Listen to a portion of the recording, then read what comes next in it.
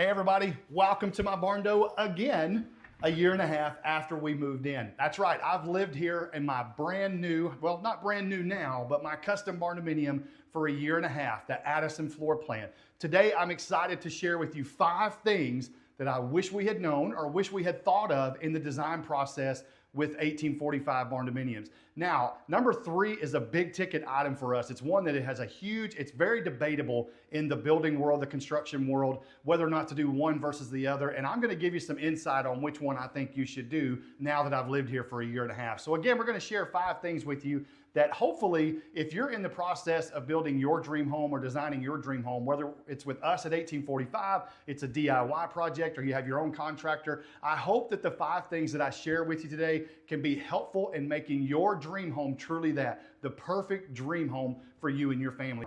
We put a lot of thought into our kitchen cabinetry, our countertops, the space that we wanted, the storage that we wanted in our cabinetry. The house that we lived in before had no storage space. We could literally barely even cook anything or prep anything in the kitchen that we lived in before. So we made sure that if this is going to be our forever home, we wanted a lot of space in our kitchen. So we've got an oversized island. We've got tons of cabinetry here. I wanted a wall oven. We got a cooktop in here, and we really put a lot of thought into this space. So we thought.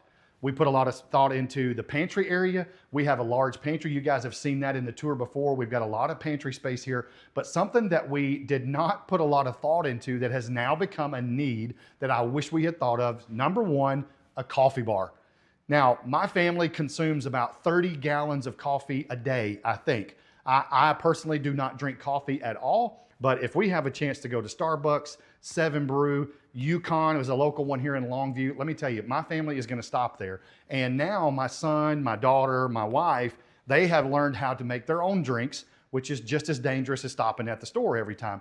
One thing that I've been into a lot of our Barndos, and what I'm seeing more and more is actually designating cabinetry and countertop space for a coffee bar. Now you can kind of see our setup here. We've got the machinery to grind our own beans, make our own frappes, whatever we want to build or what do we want to make here. But we have to have a water station. We're on well water, so we either have to bring water from the sink area or we have to take it out of the tank here. One thing I wish we had done was do a designated coffee bar area with cabinetry and countertops that match. And we do have electrical over here, but the second thing that I wish we had thought of would be a pot filler and be able to access water directly from the line instead of having to move it, put it in one and pour it into the other. I've seen a couple of our Barndos lately, the Tyler Barndo, a few others, that they put that pot filler in there, and I had to take a picture and bring it back to my family and tell them, hey, this is what we should have done. So number 1 on my list of the things I wish we had thought of in our design is a coffee bar, because we drank coffee before, but as my kids have gotten older, holy cow, how much coffee we drink. We are keeping some of these local companies in business. So if you're interested in a sponsorship, Starbucks or anything else, I can hook you up because we drink a lot of coffee. So number 1 is a coffee bar. Now let's move on to number 2. There are several things that I wish I had thought about or changed about my attic access. Now there's some more technology and better doors, and we'll talk about that. But I also want to talk about, I wish I had done a few extra things in my attic to make it more usable space, because I have a ton of attic space, and we're gonna climb up here and show you how much space I have and talk to you about what I would do differently now that I've lived here for a year and a half. The first thing I wanna talk about is attic access.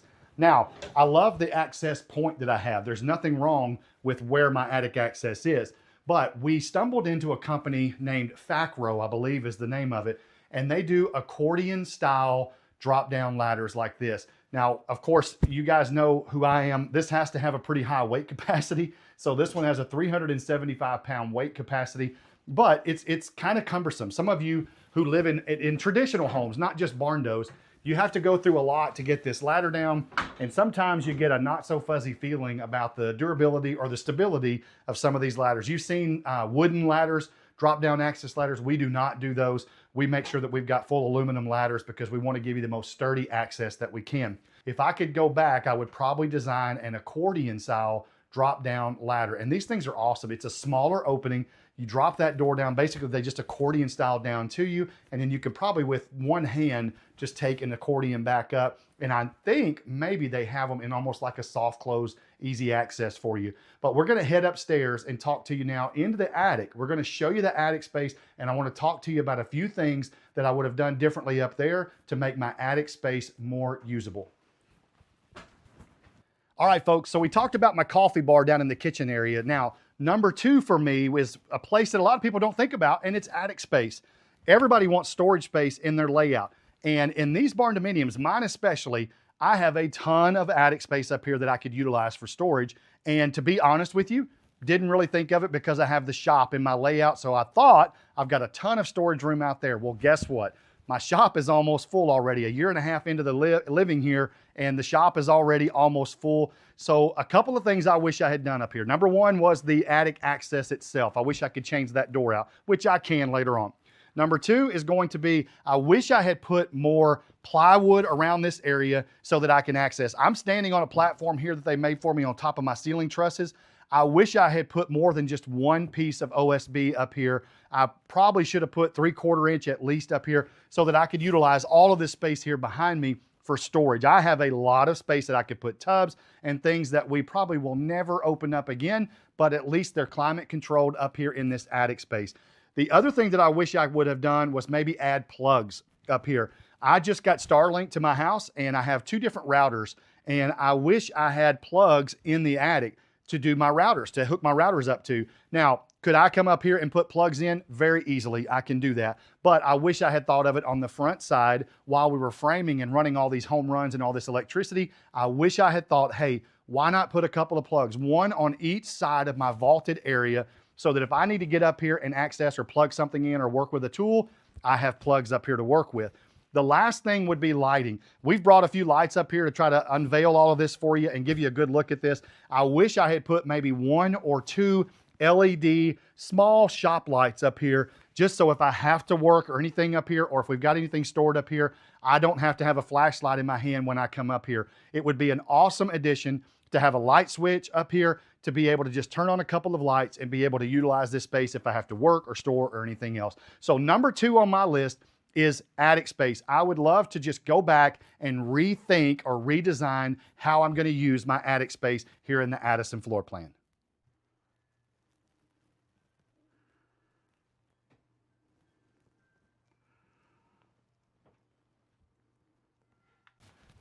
All right, so you got a really good look at attic space up there with number 2. And there's a lot of room up there, a lot of space. So let's move to number 3. This is the big one. This is one that everybody always asks me when I go into a sales meeting, should I do this? Should I do this? And I want to talk to you about water heaters. Now, I probably could have put my water heaters up in the attic space. A lot of people do that. Some people are scared to put that up there for leaking. But you know what? We have tankless water heaters in our house. And the good thing about those tankless water heaters is they don't hold water. There's not a tank, hence the word tankless. There's no tank of water up there. I believe, after doing some research on what we bought, if my tankless water heaters were to leak, I think they might spill 1 cup of water. So it is very safe for us to put those water heaters up in the attic space. So if you're wondering whether that's a good idea or not, do not be afraid to put your water heaters up in the attic. But let's talk about what I've got in my house. Actually, in the attic area over here, I put 2 electric tankless water heaters in my office space. So if I come over here, and I'm going to step inside here and show you what we've got. So I've got 2 separate units, and these are Stiebel Eltron units.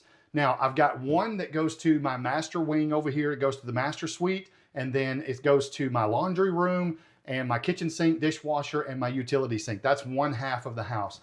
My other one over here, exact same size. This one is going over to the kids' wing. So the 2 bathrooms over there and the showers over there, it's running off of this one.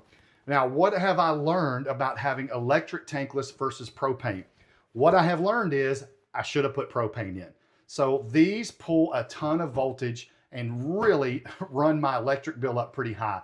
When we started out living here, we were probably around $200, $215 for our electric bill. With these things pumping and going full blast, if I'm running laundry, dishwasher, and we're showering and things like that, if they're all running at the same time, when everybody's home a lot, a ton of electricity is being used with these tankless water heaters. I'm not saying I don't like the water heaters. I love them. They do a great job. So if you're in the market for electric water heaters, this is the brand I would choose. I'm going to make sure I'm pronouncing this right. The Stiebel Eltron is what this is. We'll show you a close-up view of that. But I love our tankless water heaters. I don't necessarily love the electric bill that comes along with these that run 50 amp breakers for each unit. So what I would have done is, we don't have a generator yet. That was kind of future down the road. I probably would come back in, and I probably should have started with, go ahead and get a 250 gallon propane tank, go ahead and do the whole house generator and pipe the whole thing for tankless propane water heaters. In my opinion, much more efficient to run the propane tankless water heaters than the electric. So number 3 on my list of things I wish I had known, or if I could go back and change, number 3 is I would change my electric tankless water heaters to propane tankless water heaters. All right, so let's head around. Let's check out number 4. All right, number 4 on my list, pocket doors. Now, I love pocket doors. I have no issue with pocket doors. It's the frames that I don't like that much. We have use, and a lot of floor plans have use for pocket doors because we're trying to utilize every inch of that floor plan. I've talked about that several times on videos of when you're designing your floor plan, utilize every inch to the best of your ability, whether that's taking a hinging door out and putting a pocket door in, a barn door, a lot of different scenarios there. I am not anti-pocket door, so let's be clear on that. What I want to talk about today is really the pocket door frames, and something that we have changed as a company. Therefore, this is number 4 on my list of what I wish I had known before I moved in, and that is cavity slider pocket door frames. Now, we use on most of our builds, up until about a month ago, we use all wood frame. Either we built that pocket door frame ourselves, or we used the factory that came with the door. Now, one of the problems that I'm having with my pocket doors, just to be, very frank and honest with you, is they warp, they stick, they hang. I don't know if you can hear. A lot of times we slide these and it's almost like fingernails on a chalkboard because the frame itself has become warped. Now, I have boys running these pocket doors, so they may be a little aggressive and rough with them. But what we have done is we've gone to those cavity slider pocket door frames. It's an all steel or all metal pocket door frame. You can see it on the Matt Reisinger show, on the Build Show. Shout out to Matt, does a great job. And these cavity sliders are in one of his recent episodes, and we loved what we saw with those. And I think that's something that we're going to full time from 1845. What that slider does is you can get soft close with that pocket door frame. You can actually, one of the hard things about a pocket door is if I have to work on this door, it takes a lot to get that door out of that cavity. Now, the cavity slider pocket door frames actually allow you to access the door pretty easily. They have a tab or a piece up here that will basically pop out of place, and that door will come out to you essentially, and you can work on the track, work on the door, whatever needs to be done. Just easier access for you overall. If I have to work on these pocket doors with the wood frames, it's going to take a lot of work for me to get those doors out and make the adjustments that I need. I know we have had to go back to several houses 20, 30 days after being moved in and adjust pocket door frames and things like that. And that's something that we are happy to do and love to do for our customers. But pocket doors can be awesome in your layout. They can be a great asset for you as far as utilizing space in your floor plan and your layout, but they do come with headaches, and they sometimes can be quite difficult to work with if you have to work on those or make adjustments to those. So number 4 on my list is not necessarily pocket doors themselves, but the pocket door frames. We have switched over to cavity slider pocket door frames, and I'm hoping that if you're planning your dream home, whether with us or anybody else, if you're doing pocket doors, look into cavity sliders. All right, number 5, shower size. Now, I talked about earlier in the video that I did of the full tour, there's a reason I have a 4x4 shower. Now, I am 6'3", I hate to admit it, 300 pounds, but a 4x4 shower is big enough for me to take a shower in. So it's probably big enough for most people, okay? Now, there are some that's not gonna work. But for most people, a 4x4 shower is plenty big enough. Now, having lived here for a year and a half, there are times that I have come in here and said, man, I should have just gone ahead and done the 5x4 or 6x4 walk-in shower for long term. Now, there's a couple of reasons why we did the 4x4A, because I actually measured out the 4x4 and it was fine. There were other things that we wanted to make sure, the closet doors and things like that in our layout, that the shower kind of took a back seat to. But if I had to go back and do it again, because I'm 46 years old and looking down the road 20 years from now, I don't know that this would be highly accessible for me if I had, or accommodating for me if I had to be in a wheelchair or walker, if I needed to put a bench or anything like that. So the one thing I would probably change here, the 4 width is fine. I would probably go ahead and put this thing and make it 5 foot, 6 foot deep in here, just to make sure if I had to wheel in with wheelchair, or if I had to use a walker or anything like that down the road for any reason, you just never know when something like that is going to be a necessity. I would go ahead, if I were advising someone else, yes, you can do a 4x4 shower. It's plenty big enough. But if you have the space and the budget, go ahead and do the 5x4 or the 6x4 shower to make sure that you have plenty of accessibility later in life. Now, along that line, if you do a 5x4 or a 6x4, please consider the opening to get into that shower. It needs to be 3 foot wide. A lot of people try to do 2 foot, 2'4", or something like that. Please make sure that that opening is 3 foot wide to make sure that you have plenty of accessibility and maneuverability in that shower if the need were to come up. Now, as I step out of here, I don't want anybody judging me or anything like that, but my window is probably not the right size either. I probably need to get, you can see how I'm pretty cheap.